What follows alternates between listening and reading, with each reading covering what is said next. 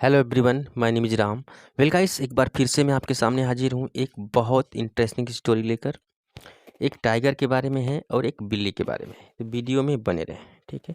Already मैं zoom कर रखा हूँ ताकि आपको थोड़ा अच्छा दिखे, ठीक है।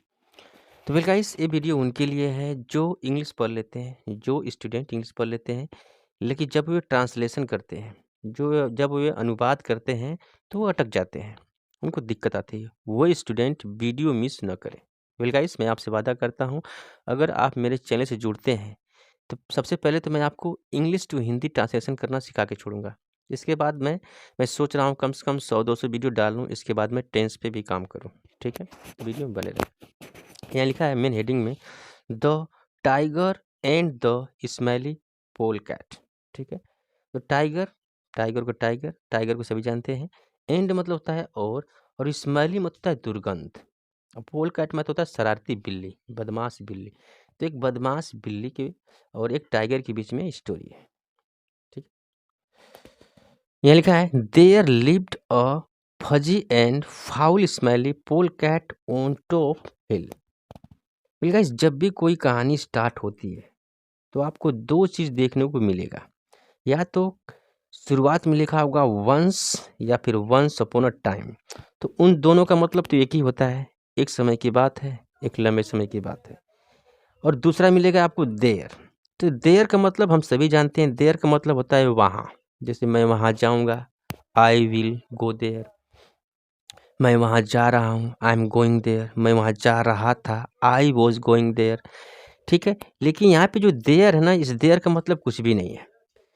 जब भी किसी सेंटेंस में, ध्यान से सुनिए, जब भी किसी सेंटेंस में सब्जेक्ट या फिर ऑब्जेक्ट दोनों में से एक मिसिंग हो यानी न हो, वहाँ पर देयर को एज सब्जेक्ट के रूप में यूज किया जाता है। तो यहाँ पे देयर को सब्जेक्ट के रूप में यूज किया गया है। इस देयर का मतलब कुछ भी नहीं है, तो इस देयर को हम यहाँ से हटा देते हैं, ठीक है। अब यहाँ लिखा है लिव्ड। लिव मतलब होता है रहना, एक वर्ब की सेकेंड फॉर्म है, यानी रहती थी। कौन रहती थी, ऐसे समझ लीजिए। अब फजी, फजी मतलब होता है एक रोएदार। तो रहती थी एक रोएदार एंड और फाउल स्मेली, एक दुर्गंध वाली, पोल कैट, शरारती बिल्ली। कहाँ रहती थी? ऑन टॉप हिल, एक पहाड़ी पर। आई थिंक कि आप समझ चुके होंगे। रन अवे, दूर भागो। Here comes the filthy and smelly pole cat. कोई कह रहा है कि रन अवे, दूर भागो। हेयर कम्स, ठीक है, कि यहाँ आ रही है द फल्थी, फिल्थी, ठीक है। फिल्थी मतलब कि गंध, एक गंध वाली, एंड स्मेली बदबूदार, पोल कैट, ठीक है, एक दुर्गंध वाली शरारती बिल्ली यहाँ आ रही है, दूर भागो। Want the other creature, creature मतलब होता है प्राणी, और वॉन्ट मतलब चेतावनी देना, ठीक है। तो चेतावनी दिया दूसरे प्राणियों ने, दूसरे जानवरों ने, कि यहाँ से भागो, एक दुर्गंध वाली बिल्ली आ रही है। एज सुने, जैसे ही द पोल कैट अराइव्ड, जैसे वो बिल्ली पहुंची, all the other animals would cover their nose and run for cover, ठीक है। ऑल द अदर एनिमल्स, बाकी सारे जानवर, would cover their nose, nose मतलब होता है नाक, यहाँ पे यस लगा है, यानी सारे जानवरों की बात हो रही है कि सारे जानवरों ने अपनी नाक ढक ली, एंड रन फॉर कवर, और भागे वहां से अपने आप को बचने के लिए, ढकने के लिए, ठीक है। वन डे, एक दिन, a big hungry tiger came to top hill, ठीक है। वन डे, एक दिन, अ बिग हंग्री, एक बहुत बड़ा भूखा टाइगर आया, केम मतलब आया, टू टॉप हिल, उस पहाड़ी के ऊपर आया, एंड थ्रेटन्ड, थ्रेटन मत एक वर्ब होती है, इसका मतलब होता है धमकाना या डरवाना। तो आया और उसने डरवाया, धमकाया, टू ईट, खाने के लिए, किसे? ऑल द एनिमल्स, सभी जानवरों को, ठीक है। मैं सोचता हूँ कि ऐसे पढ़ा दूं ना कि आपको मक्खन की तरह समझ में आ जाए। What should we do now, wonder the anxious animals, ठीक है। What should we do now, जानवरों ने कहा कि हमें क्या करना चाहिए। शुड का यूज जानते हैं, मुझे वहाँ जाना चाहिए, आई शुड गो देयर, मुझे आपसे मिलना चाहिए, I should meet you.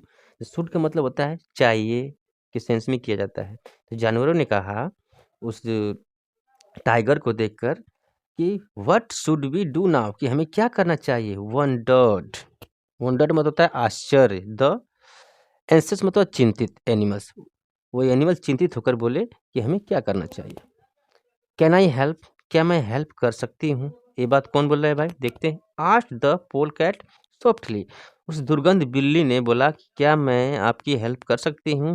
Sure you can, node the animals smilingly, ठीक है, सभी जानवरों ने बोला कि श्योर, ओके, तुम कर सकती हो। नोडेड यानी अपनी गर्दन हिलाई, गर्दन हिलाए सभी जानवर स्माइल के साथ, ठीक है, मुस्कुराते हुए बोला कि तुम हमारी हेल्प कर सकती हो। द नेक्स्ट डे, अगले दिन, the pole cat went to meet the tiger. अगले दिन क्या हुआ, जो पोल कैट, जो दुर्गंध वाली बिल्ली थी, went to the meet the tiger, वो टाइगर से मिलने गई।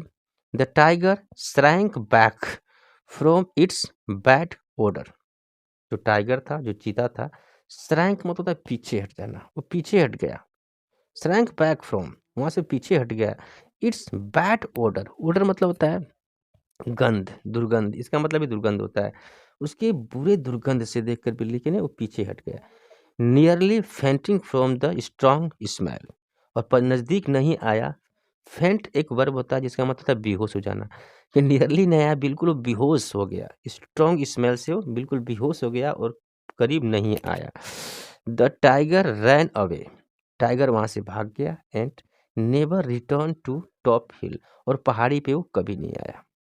ठीक है, तो यही स्टोरी थी, छोटी सी स्टोरी थी। तो मैंने ज़्यादा सोचा कि आपका टाइम ना लगे, 5 मिनट में वीडियो समाप्त, यानी 6 मिनट की वीडियो हो सकती है। तो मैं ऐसे कर देता हूँ ताकि आप स्क्रीनशॉट लें और आराम से घर पे प्रैक्टिस करें। ओके, ठीक है, इतना बहुत है। हेडिंग अगर नहीं भी दिख रही है तो मेन स्टोरी तो आपकी दिख ही रही है, स्क्रीनशॉट लीजिए। मिलते हैं इस वीडियो में। थैंक्स फॉर वॉचिंग, धन्यवाद।